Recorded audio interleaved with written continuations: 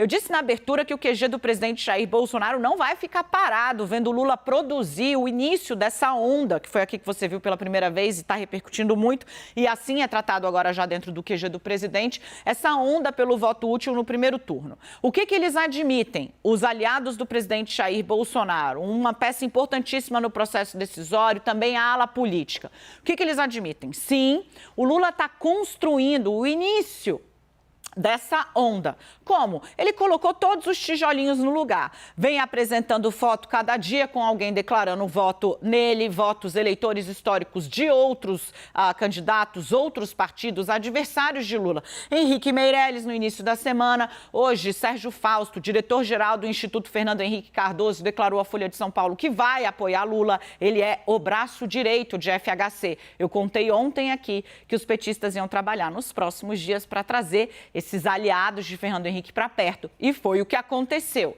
Bolsonaro, o QG de Bolsonaro, está vendo esse movimento. Lula está criando, colocando os tijolinhos para dizer, ó, tá vendo, tá acontecendo. Vem para cá, para o pote do anti-Bolsonaro. Você não precisa defender o Lula, você não precisa defender o PT, você precisa defender o país contra essa gestão que a oposição diz é mal avaliada e as pesquisas mostram que enfrenta uma rejeição alta, como você viu agora. Bolsonaro, o QG de Bolsonaro não vai ficar parado. Eles estão com pesquisas internas. As pesquisas internas mostram esse ambiente mais desanuviado para Lula também. Então, não tem briga com os números. Aliás, o Datafolha sai amanhã e eles acham que o Datafolha confirma a mesma tendência apontada pelo IPEC e pela Quest, um cenário que faz com que Lula sonhe com o primeiro turno. E eles não vão ficar parados. Como, Daniela? Houve uma decisão com base em pesquisas qualitativas que o eleitor indeciso, o eleitor de centro, ele é sensível a um argumento. Bem sensível a um argumento. E esse argumento tem a força também de Ciro Gomes como máquina propulsora, ou seja, nesse caso, junta a fome com a vontade de comer, 2 contra 1. O argumento de que Luiz Inácio Lula da Silva não é inocente. Qual é a camada por trás disso? É dizer, você vai colocar alguém que foi condenado pela justiça na presidência da República. Como? Citando a anulação do caso do Lula como uma armadilha técnica, um simples procedimento burocrático que não muda o que foi apurado pela Lava Jato. A campanha de Bolsonaro, e isso você soube aqui no 360, antes da propaganda eleitoral começar, já explora muito os casos de corrupção, as delações obtidas na Lava Jato. E agora ela vem questionar a ideia de que Lula é inocente, de que Lula estaria habilitado, inclusive com uma análise moral do que se passou para disputar a presidência da República.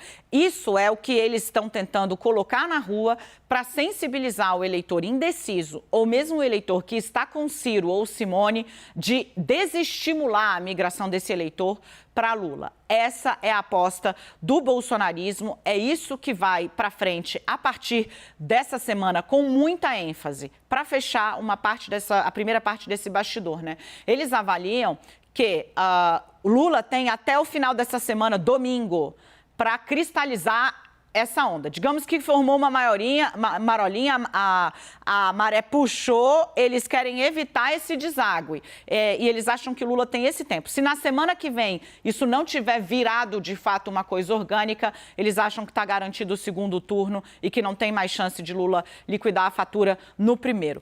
Por fim, por justiça, eu vou ressaltar o que eu disse no Abre, né? É importante dizer, houve 2 decisões do Supremo Tribunal Federal relacionadas a Lula. A primeira, da segunda turma do Supremo, entendendo que Sérgio Moro foi um juiz parcial, que atuou em dobradinha, em parceria com o Ministério Público, para aferir ganhos fora do que estritamente chegar à verdade no devido processo legal.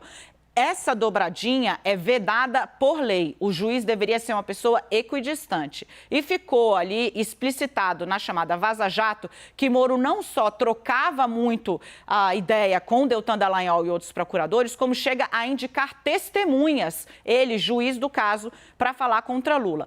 Por conta disso, houve o entendimento de que Moro era suspeito e a anulação das sentenças dadas por ele, Moro, contra Lula, foi objeto da a decisão da segunda turma. Numa outra frente, o plenário, todos os ministros, a maioria deles, decidiu, entendeu que houve também manipulação do foro. O que é isso? Houve uma atuação para fazer que chegasse exatamente à vara de Moro em Curitiba todos os casos relacionados a Lula e outros personagens da Lava Jato para manter o poder de Moro e de Dallagnol sobre o andamento dessas apurações.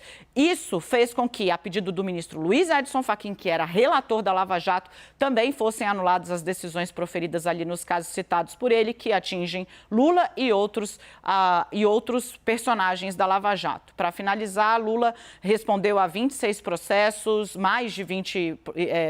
Lula responde a quase 30 processos e em 26 deles já teve a pena extinta ou a anulação do caso ou a absolvição decretada pelo judiciário. De todo modo, a Lava Jato levou ele a 580 dias de prisão e isso vai ser explorado.